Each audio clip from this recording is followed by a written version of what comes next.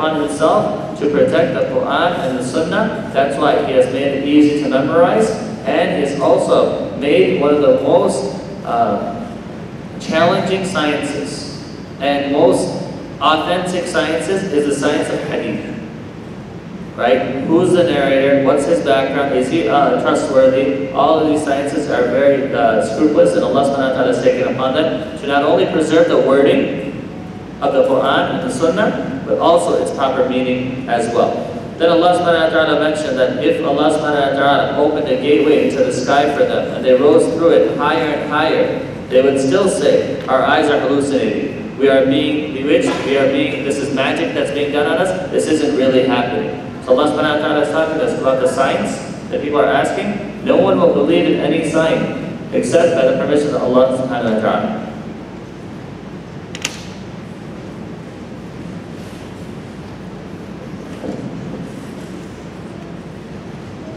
We have set constellations up in the sky and made it beautiful for all to see, and guarded it from every pelted shaitan. Any eavesdropper will be pursued by a clearly visible flame. As for the earth, we have spread it out, set firm mountains on it, and made everything grow there in due bounds. We have provided sustenance in it for you and for all those creatures for whom you do not provide. There is not a thing whose storehouses are not with us. We send it down only according to a well-defined measure. We send down the winds to fertilize and to bring down water from the sky for you to drink. You do not control its sources. It is we who give life and death. It is we who inherit everything. We know exactly those of you who come first and those who come later. Prophet, it is your Lord who will gather them all together. He is all-wise, all-knowing.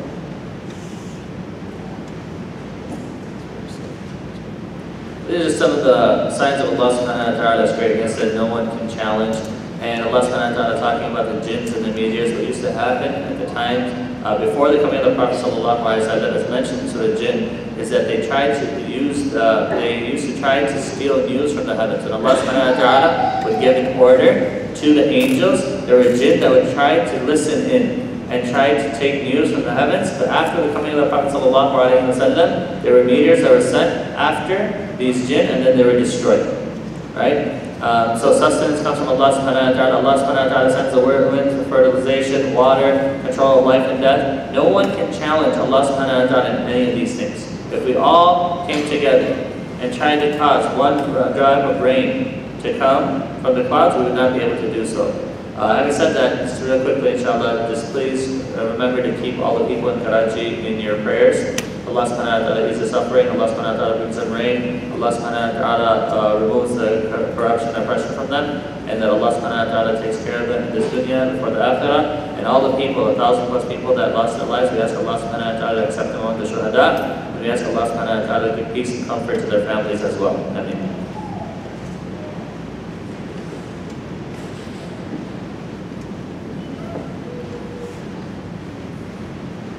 We created man out of dried clay formed from dark mud. The jinn we created before from the fire of scorching wind. Your Lord said to the angels, I will create a mortal out of dried clay, formed from dark mud. When I have fashioned him and breathed my spirit into him, bow down before him. And the angels all did so. But not Iblis. He refused to bow down like the others. God said, Iblis, why did you not bow down like the others? And he answered, I will not bow to a mortal you created from dried clay, formed from dark mud. Get out of here, said God. You are an outcast, rejected until the day of judgment. Iblis said, my Lord, give me respite until the day when they are raised from the dead. You have respite, said God, until the day of appointed time. Iblis then said to God, because you have put me in the wrong, I will lure mankind on earth and put them in the wrong, all except your devoted servants. God said, devotion is a straight path to me. You will have no power over my servants, only over the ones who go astray and follow you. Hell is the promised place for all these, with 7 gates, each gate having its allotted share of them. But the righteous will be in gardens with springs. Enter them in peace and safety, and we shall remove any bitterness from their hearts. They will be like brothers, sitting on couches, face to face. No weariness will ever touch them there, nor will they ever be expelled. Prophet, tell my servants that I am the forgiving, the merciful, but my torment is a truly painful one. Okay, who was created first? Mankind or jinn? evidence of this here, where Allah subhanahu wa ta'ala mentioned that before He had created the angels, before He had created mankind, He had created the jinn. What did Allah subhanahu wa ta'ala create humans from? Mud, clay, these type of things. What did He create the jinn from? Fire. What did He create angels from? Light. Right? The angels created from light. It's not in this, but it's in Sunnah of the Prophet sallallahu alaihi wasallam. Okay, then Allah subhanahu wa ta'ala commanded them all to bow down, all of them bow down, except for Iblis. Alright, very important point. Iblis was not an angel. Iblis was not an angel, he was a jinn. كَانَ مِنَ الْجِنِّ فَفَسَقَ عَنْ أَمْرِ رَبِّهِ. Allah subhanahu wa ta'ala mentioned in Surah Al-Kahf that he was from the jinn and he disobeyed Allah subhanahu wa ta'ala. Difference between jinn and angels is that angels do not have free will. Angels, haven't been created with the ability to disobey Allah subhanahu wa ta'ala. Allah subhanahu wa ta'ala says, لَا يَعْصُونَ اللَّهَ مَا أَمَرَهُمْ وَيَفْعَلُونَ مَا يُؤْمَرُونَ. That they don't disobey Allah subhanahu wa ta'ala and they do what they have been commanded to do. But mankind and jinn are mukallafeen, right? Meaning that they have the ability to make choices and things like that by the permission of Allah subhanahu wa ta'ala. Then Allah subhanahu wa ta'ala mentioned that Shaitan asked Allah subhanahu wa ta'ala for more time until the day of judgment. Allah subhanahu wa ta'ala gave him time, and then he said he's going to misguide the people because he felt like he was wrong. Then Allah subhanahu wa ta'ala said that people who connect to Allah subhanahu wa ta'ala, meaning rely on Allah subhanahu wa ta'ala, submit themselves to Allah subhanahu wa ta'ala, Shaitan is not going to have any power over them. Then Allah subhanahu wa ta'ala mentioned the gates of the fire of hell. How many gates are there? 7. How many gates are there to paradise? 8. Okay, there's a hadith of the Prophet ﷺ that whoever, after making wudu, says, La ilaha illallah wahdahu la sharika lah, lahu al-mulku wa lahu al-hamd wa huwa ala kulli shay'in qadir, he will be able to enter any of the 8 gates of paradise that he wants. So it's a very simple way to be able to enter the gates of paradise. Is La ilaha illallah wahdahu la sharika lah, lahu al-mulku wa lahu al-hamd wa huwa ala kulli shay'in qadir, after making wudu. Then Allah subhanahu wa ta'ala talks about the righteous, how He'll enter them into paradise. ادخلوها بسلام آمنين. Enter them in peace and safety. They have nothing to fear, nothing to worry about, and their hearts are clean. Right? They're not bitter, they don't have malice, they don't have hatred, they're not jealous of anybody, and they'll be like brothers sitting on couches having discussions, having a good time, and they'll never face fatigue, tiredness, anything like that, and they're never going to exit from paradise. Once a person enters into Jannah, that's it. He's never going to exit Jannah. But there are people that will enter into Jahannam, and out of Allah subhanahu wa ta'ala's mercy, they'll be able to exit Jahannam. Do you understand that? Jahannam, there will be people that will enter Jahannam, and they won't be in Jahannam forever. They won't be in the fire of hell forever. They'll pay their punishment, and if they have the tawheed of Allah subhanahu wa ta'ala in the heart, one day of time, they will be able to enter into Jannah. But from the mercy of Allah subhanahu wa ta'ala, anybody who enters into paradise, right, it's not like after they enter into paradise they're going to go to the fire of hell. No. Their status can be and rank can be elevated within paradise. But Allah subhanahu wa ta'ala always mentions about the people of paradise, they'll be therein forever. Then Allah subhanahu wa ta'ala, He mentioned that نَبِّ عِبَادِ أَنِّي أَنَا الْغَفُورُ الرَّحِيمُ وَأَنَّ عَذَابِي هُوَ الْعَذَابُ الْأَلِيمُ. O Messenger of Allah sallallahu alaihi wasallam, tell my servants that I am the forgiving and merciful, but my torment is truly a truly painful one. Remember we were talking about the balance between hope and fear. We have hope in Allah subhanahu wa ta'ala's mercy and His forgiveness, but we also balance, we understand that Allah subhanahu wa ta'ala's punishment is very severe as well.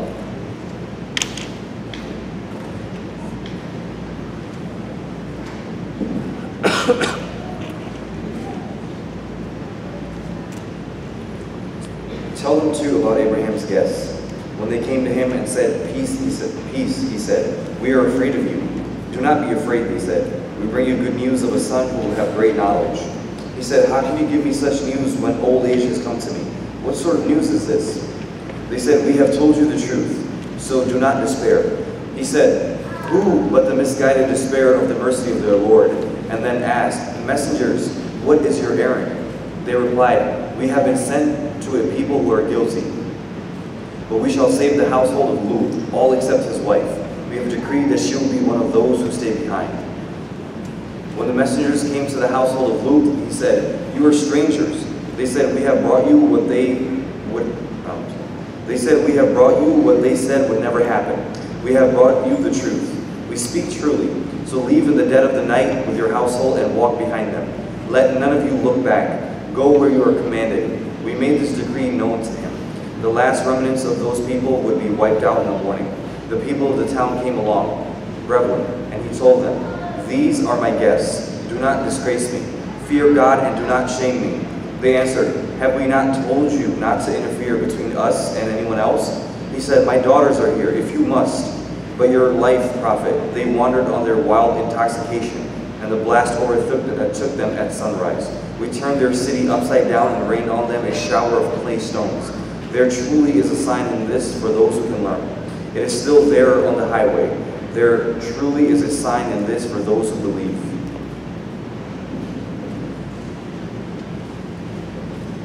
One of the things about Surah al-Hijr, that some of the Hafad, they say it's very hard because if you look at the ayahs are very short. The ayahs are very short, and like the story ended at ayah number 77? Yeah, so we just went through it real quickly. So we just talked about the story of Ibrahim alayhi salam, same story that happened that we discussed in Surah Hud. Right, they came to Ibrahim alayhi salam, they gave good news of Ishaq alayhi salatu wasalam, and then he said, "Why are you here? What's your purpose?" So he said, "For the people of Lut alayhi salatu wasalam." And same thing, the people of Lut alayhi salatu wasalam, they wanted to engage in illicit relationships with even the angels, because they came in the form of beautiful men or handsome men. And Lut alayhi salam told them, "These are my daughters, if you must." But one of the things I'm going to focus on here, لَعَمْرُكَ إِنَّهُمْ لَفِي سَكْرَةٍ يَعْمَهُونَ. Allah subhanahu wa ta'ala told His Messenger sallallahu alaihi wasallam, their life, they're wandered because they're intoxication. Sakra. Sakra is like when people become intoxicated and they're not able to see. Ya'mamun is when they wander like blindly. Ya'mamun is like blindly. So what happens is that sometimes when our passions overcome us, we're not able to see things rationally.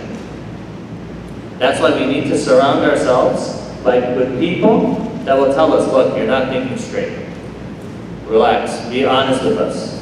Right? If we only surround ourselves with people that will tell us what we want to hear, then we're not really, there's not necessarily our true friends. But our true friends, if we're doing something wrong, if we're not thinking straight, if we're going to make bad decisions, bad choices, they tell us, "Look, relax, calm down, think about it a little bit. You don't have to make a decision now." Right? This is what we need to strive for. In our being friends to others, we need to be able to guide them, to give them nasiha, to have their best interests in mind, even if sometimes they don't want to hear it. But that's our responsibility as brothers, as sisters, as friends, as people that want good for each other. Then Allah subhanahu wa ta'ala talked to them, mentioned how they were destroyed, and this is the same story that Allah subhanahu wa ta'ala is repeating from Surah Hud. Even some of the verses are very, very similar, but Allah subhanahu wa ta'ala reminds us so that we can learn, so that we can take heed, so we don't make the same mistakes that their people made.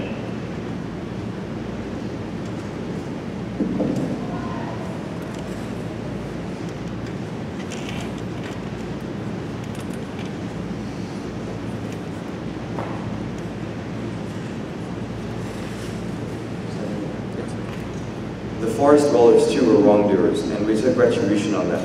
Both are still there on the highway, plain for all to see. The people of al-hijr also rejected our messengers. We gave them our signs, but they turned their backs. They carved out dwellings in the mountains and lived in security. The blast overwhelmed them early in the morning. What they had gained was of no use to them. We did not create the heavens and the earth and everything between them without a true purpose. The hour will certainly come, so Prophet, bear with them graciously. Your Lord is the all-knowing Creator. We have given you the soft recited verses and the whole glorious Qur'an. Do not look longingly at the good things we have given some of them to enjoy. Do not grieve over the disbelievers, but lower your wings over the believers, and say, "I am here to give plain warning, like the warning we have sent down for those who divide themselves into bands and abuse the Qur'an. By your Lord, we will question them all about their deeds. So proclaim openly what you have been commanded to say and ignore the idolaters. We are enough for you against those who ridicule your message, who set up another God beside God.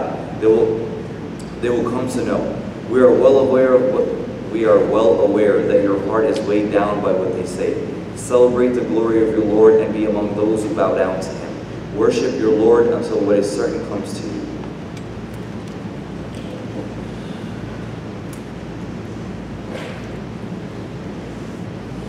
Allah subhanahu wa ta'ala here mentions two different groups of people, the forest dwellers and wrongdoers, and you can see their remnants, and al-hijr, right? You know in Jordan where Petra is, right? You can see how they used to build inside the mountains and carve, and Allah subhanahu wa ta'ala's punishment reached them there, even till today people are mesmerized, people are astonished at how did people carve inside the mountains and live in the mountains. And it's something, it's a site where I've never been there personally, but it's something that, it's a ibrah. We can reflect on that these people, when Allah subhanahu wa ta'ala tells them that some of the people that came before us, they had talents, resources that we don't even have.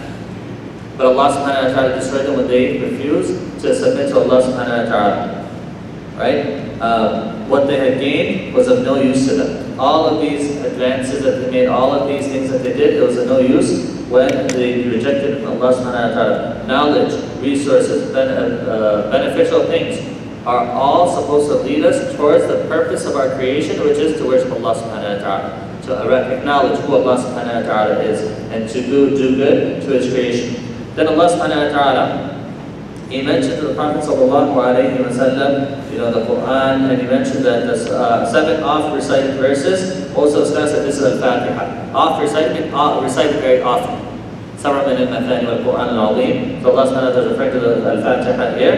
And he told the Prophet sallallahu alayhi wa sallam, do not look longingly at the good things we have given some of them to enjoy. Meaning that sometimes, you'll see people, the non-Muslims, right? And you'll see some of the things that they have, and it's just like, you'll be astonished.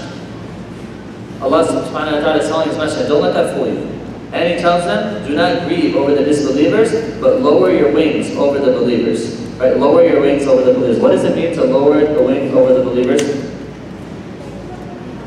Be helpful. Be helpful, caring, right? A source of comfort, a source of mercy, benefit over the believers, right? And say, I am here to give plain warning.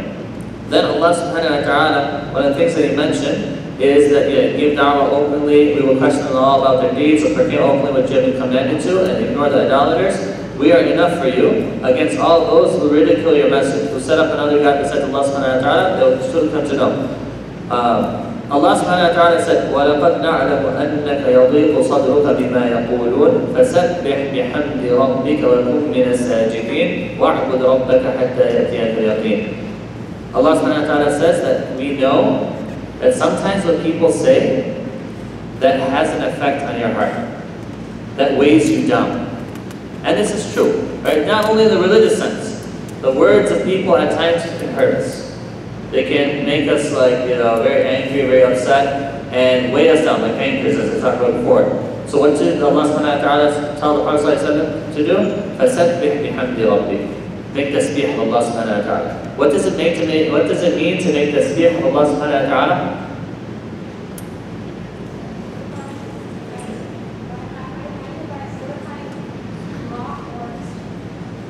Okay, what else? Turn back to Allah subhanahu wa ta'ala. What else? The word, it could have been said, ihmadillah. It could have been said to make hamd of Allah subhanahu wa ta'ala. But tasbih is something which is a little bit different. That's hamd. Constant remembrance, it could have been said, Qur'an. Okay. Tasbih is when we acknowledge that Allah subhanahu wa ta'ala does not have any weaknesses, any deficiencies.